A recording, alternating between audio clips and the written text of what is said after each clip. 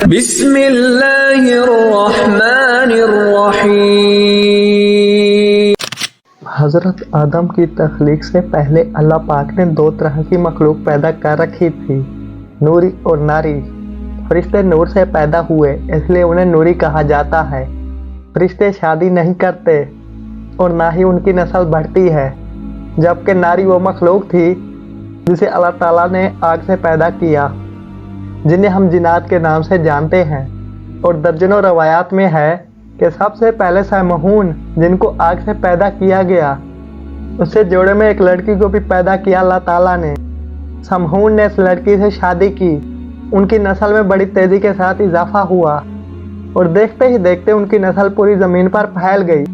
یہ یاد رہے کہ نوری مخلوق آسمانوں میں رہتی ہے اور ناری مخلوق کا بسیرا زمین تھی۔ جب اللہ نے جنات کو پیدا کیا تو شروع میں یہ بھی فرشتوں کی طرح اللہ تعالیٰ کے تابع دار رہے اور اللہ کی عبادت کرتے رہے۔ پھر وقت کے ساتھ ساتھ ان میں سرکشی غالب آنے لگی، اسی وجہ سے یہ مخلوق اللہ تعالیٰ کی نافرمان مخلوق بن گئی۔ جنوں میں سے ایک جلیبہ نامی جن تھا۔ جلیبہ کی شادی تبلیغ سے ہو گئی۔ یہ بہت ہی طاقتور اور جسامت میں کافی بڑے تھے۔ جلیبہ کی شکل بابا شیر سے ملتی تھی اور اس کی بیوی کی شکل بھیڑے جیسی تھی۔ ان میاں اور بیوی سے بڑے بڑے جن خوف زدہ تھے۔ جلیبہ اور تبلیغ کو ایک لڑکا ہوا جس کا نام انہوں نے عزازیل رکھا۔ یہ لڑکا بھی اپنے والدین کی طرح بڑا طاقتور بن گیا۔ آدم علیہ السلام کی تخلیق سے 50,000 سال پہلے زمین پر جنوں کا عروج تھا۔ انہوں نے ہر طرف تباہی مچانا شروع کر دی۔ اللہ تعالیٰ نے اپنے فرشتوں کو حکم دیا کہ زمین پر جاؤ اور ناری مخلوق کو میرا حکم دو، اگر وہ نہ مانے تو ان سے جنگ کرو۔ فرشتوں نے جنوں کو اللہ تعالیٰ کو حکم دیا کہ تم زمین پر فتنہ و فساد نہ پھیلاؤ، تو ناری مخلوق نے فرشتوں کی بات ماننے سے انکار کر دیا۔ فرشتوں نے اللہ تعالیٰ کے حکم کی تعمیل کی۔ اس طرح نوری اور ناری مخلوق کے درمیان بہت بڑی جنگ ہوئی۔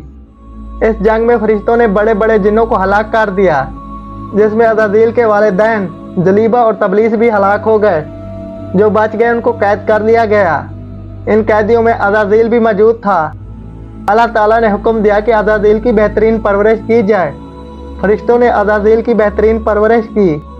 اس کو عبادت کرنے کے طریقے سے ہمکنار کیا، جس کی وجہ سے عزازیل فرشتوں کا بہت بڑا عالم بن گیا۔ یہ ہر وقت اللہ تعالیٰ کی عبادت میں مشغول رہتا۔ اللہ تعالیٰ نے اس کو فرشتوں کا معلم مقرر کر دیا تھا۔ عزازیل فرشتوں کو بڑی بڑی دیر تک خطاب دیا کرتا تھا۔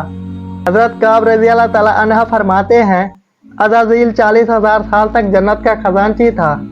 80,000 سال تک فرشتوں کے ساتھ رہا۔ 20,000 سال تک وہ فرشتوں کو تعلیم و تربیت دیتا رہا۔ اس کا مقام اللہ تعالیٰ کی بارگاہ میں بہت وسیع ہو گیا۔ اللہ تعالیٰ ہر چیز پر قادر ہے، اس کو ہر چیز کے بارے میں علم ہوتا ہے۔ یہ بندہ کیا کرنے والا ہے، کیا بنے گا۔ اللہ تعالیٰ کو علم تھا کہ ایک دن عزازیل میرا نافرمان بندہ بن جائے گا۔ چنانچہ ایک دن عزازیل کا گزر لوح محفوظ کے قریب سے ہوا تھا۔ اس نے وہاں یہ لکھا ہوا دیکھا کہ میں شیطان مردود سے پناہ مانگتا ہوں۔ اس تحریر کو پڑھنے کے بعد عزازیل 2 سال تک رو رو کر اللہ تعالیٰ سے مغفرت کی دعا مانگتا رہا۔ ایک دن عزازیل اللہ تعالیٰ کی بارگاہ میں حاضر ہو کر کہنے لگا، اے اللہ، شیطان مردود کون ہے جسے پناہ مانگی جا رہی ہے؟ اللہ تعالیٰ نے عزازیل کو فرمایا، ایک بندہ ہے جس کو میں نے ہر طرح کی نعمتوں سے نوازا ہوگا۔ وہ ایک دن میری نافرمانی میں ابتلا رہے گا، اس لیے وہ شیطان مردود بن جائے گا۔ عزازیل نے پوچھا، اے میرے رب، وہ بندہ کون ہے؟ اللہ تعالیٰ نے فرمایا، تم بہت جلدی شیطان مردود کو دیکھ لو گے۔ اس کے بعد عزازیل کئی صدیوں تک اللہ تعالیٰ کی عبادت کرتا رہا۔ اللہ تعالیٰ نے اپنے سات فرشتوں کو اکٹھا کیا اور فرمایا کہ میں اپنا ایک بندہ زمین پر پیدا کرنے والا ہوں۔ فرشتوں نے جواب دیا، اے اللہ تعالیٰ، یہ بندے زمین پر جا کر فساد پھیلائیں گے، ہم تو ہر وقت تیری عبادت کرتے ہیں۔ اللہ تعالیٰ نے فرمایا، جو کچھ میں جانتا ہوں وہ تمہارے علم میں نہیں ہے۔ اللہ تعالیٰ نے زمین کے ہر حصے سے مٹی منگوائی، جسے حضرت آدم علیہ السلام کا پتلا پیدا کیا۔ تو اللہ تعالیٰ نے حضرت آدم علیہ السلام کے پتلے کو 40,000 سال تک ویسے ہی رکھا، اس میں جان نہیں ڈالی۔ جب بھی فرشتوں کا حضرت آدم علیہ السلام کے پتلے سے گزر ہوتا تو وہ بہت حیران ہو جاتے تھے۔ جب عزازیل شیطان حضرت آدم علیہ السلام کے پتلے سے گزرتا تو حضرت آدم علیہ السلام کے پتلے کو نفرت اور تکبر سے دیکھا کرتا تھا۔ وہ اس پتلے سے گزرتے ہوئے حضرت آدم علیہ السلام کے پتلے کو طرح طرح کی اذیتیں دیتا تھا۔ عزازیل سمجھتا کہ یہاں بس میں ہی اللہ تعالیٰ کا خلیفہ ہوں، एक दिन अल्लाह ताला ने हजरत आदम अलैहिस्सलाम के पुतले में जान डाल दी तो सब फरिश्तों को बुलाए और हुक्म दिया कि हजरत आदम अलैहिस्सलाम को सद्दा करो। सब ने हजरत आदम अलैहिस्सलाम को सद्दा किया।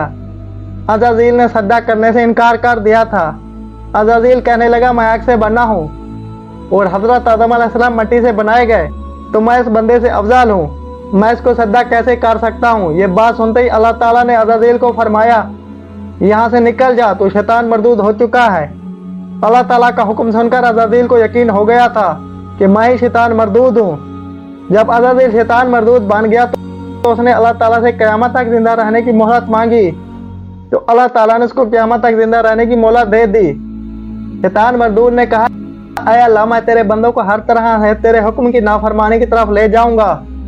बहुत तादाद में तेरे नेक बंदे मेरी बात मानकर तेरी नाफरमानी में उतरेंगे और गुनाहों की तरफ मैल हो जाएंगे। अल्लाह ताला ने शैतान मरदूद से फरमाया तू मेरे बंदों को भटकाएगा, मेरी रहमत बहुत वसी है, मैं उनको माफ कर दूंगा।